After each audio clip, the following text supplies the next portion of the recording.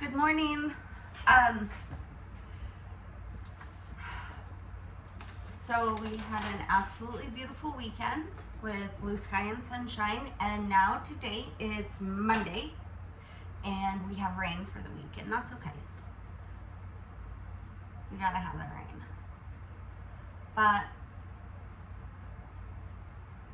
I really am probably just gonna make this a short video.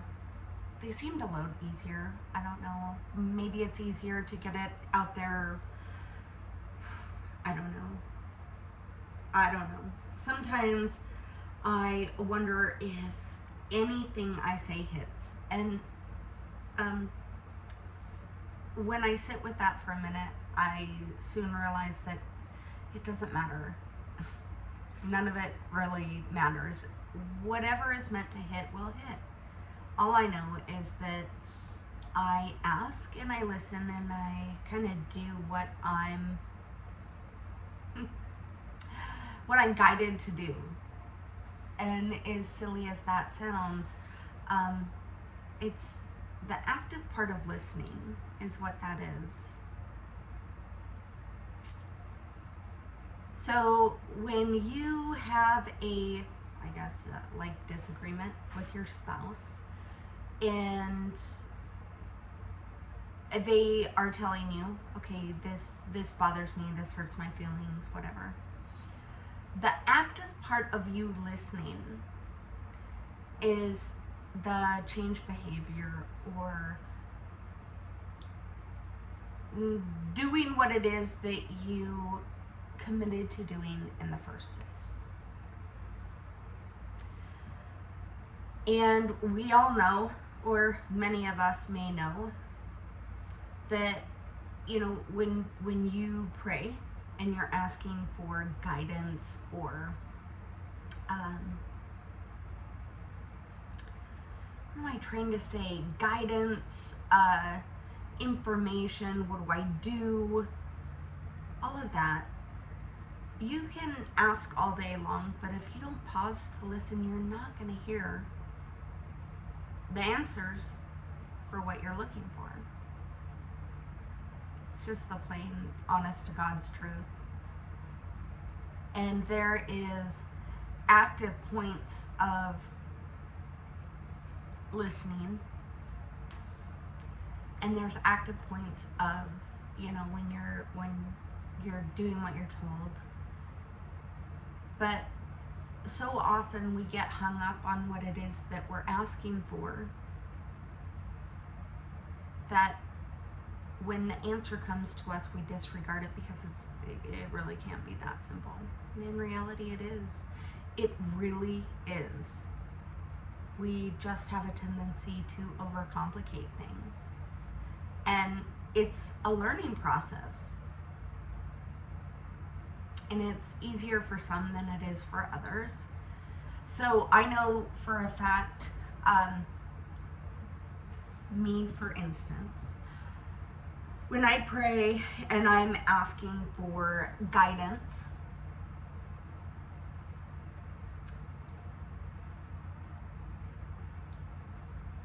I will quiet my mind with breathing exercises, center my energy, disregard everything around me, and get quiet and just pay attention to my breath. And sometimes, most of the time, most always, that is when I get my answer.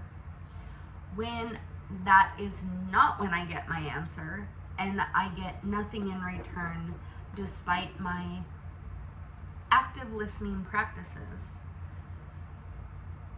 I'll often go for a walk or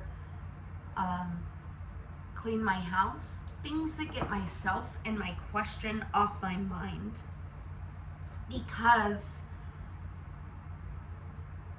you can't hear if you have yourself on your mind. You can't hear what it is that you're in need of knowing when you have yourself on your mind and what it is that you're looking to get the answer for. And some things, I'll be perfectly honest with you, you're not meant to get the answer for those. plain and simple. And it's not an easy thing to accept that. But for the things that you are in need of getting answers for, there's the active part of what you need to do to receive that information, and quietly centering yourself and getting yourself into a meditative state that allows you to kind of set your elf on the shelf ego in a corner and just say, I'm going to allow you to sit here and watch while I sit quietly. And often that's when you'll get the information that you're looking for, that you're seeking, because you've given the ego, elf on the shelf, something to do. It's going to sit in the corner and it's going to watch and it's going to observe, while you get to take a moment of silence and relax and listen to what it is that God is wanting to tell you. And there's a million different things across the board where it's like, oh, God, spirit, universe, source, call it whatever you will, but God doesn't work with everybody. Source doesn't work with everyone. Universe, it's the different names alone can just throw somebody into a rage. Allah, oh yeah, that'll throw plenty of people into a rage. Gus, oh yeah, that too. We need to get past what other people say, what other people call things. If we can get past that outer exterior, it's like judging a book by its cover.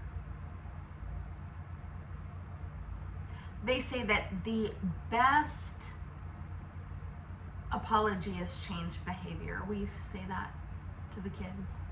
Best apology is changed behavior. When you're told, this is not okay, if you don't change that, you're not really sorry. So the best apology is change behavior. That is the action of the apology that was given.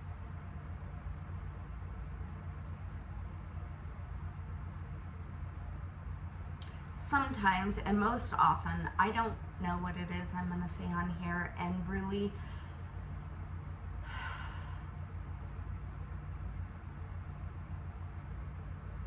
I wonder if anything I say counts.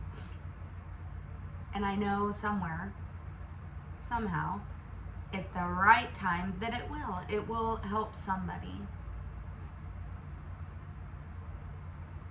But my biggest and best suggestion for anyone today, in the time of the way the world is right now and the chaotic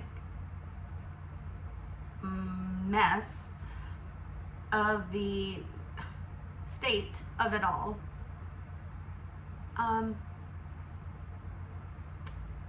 try to back away from the headlines, back away from the news. Saving the world is too big. It's too big. Just focus on your household. I just want to do something to help them. I just want to do something to help my grandbabies. I want to do something to help the world. And if the ripple effect of the love and knowledge that I share helps, then I've done it. But it's us as human beings that we overcomplicate things and think, this surely can't be enough. This surely can't be what helps. When in reality, it's exactly what the world needs, and it will hit the world exactly when it's necessary. And in the meantime, it will build up momentum so the impact of your words makes a greater impact on those that need them. Never give up. just because what you see doesn't match the way you feel that it should be, don't give up. It is just one moment in time. And your idea of the way things are supposed to be, it doesn't matter. It really, honest to God, doesn't matter. Because the way things are supposed to be is the way they are. And when you start accepting them for what they are, it's almost like sitting with a grief. You know, you're not supposed to change it the minute you learn to, in a sense, accept it. And I'm not saying accept the evil and the wicked in the world, sit with it and rub its back. I'm not saying that. What I'm saying is sit with the fact that everything that's coming out that seems really big and really heavy is coming out for a reason, and it is justifying and helping and healing a lot of people despite what it looks like, because what it looks like to us is one person's chaos is another person's hell yeah. And I don't know where you stand, and I suppose in reality it doesn't matter. The point is that in the long game of it all, everything has a purpose. Even if we don't understand it. But if we take the minutes to say a prayer and ask for help, but also listen to the answers that you're looking for to be able to help, you might be guided to do something that's completely earth-shattering. I mean, no one looked at David like he was gonna, kill the giant. He was just some kid who was ignorant enough to be brave and just run towards the battle. And sometimes that's what we need to do. He didn't stop and ponder and listen. He just took action. Okay, we got a problem. I can solve this.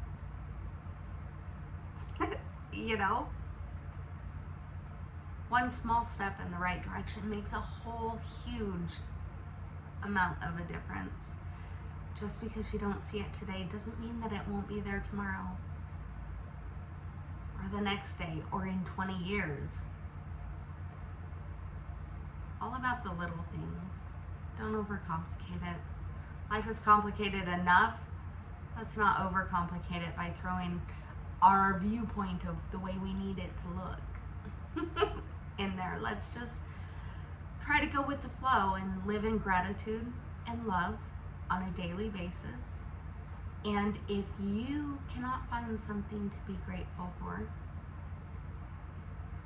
put your hand over your heart and be thankful for the breath you have in your lungs and the heart that you have beating within your chest.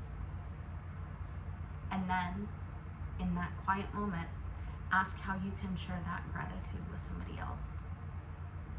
You might be surprised as to what you get.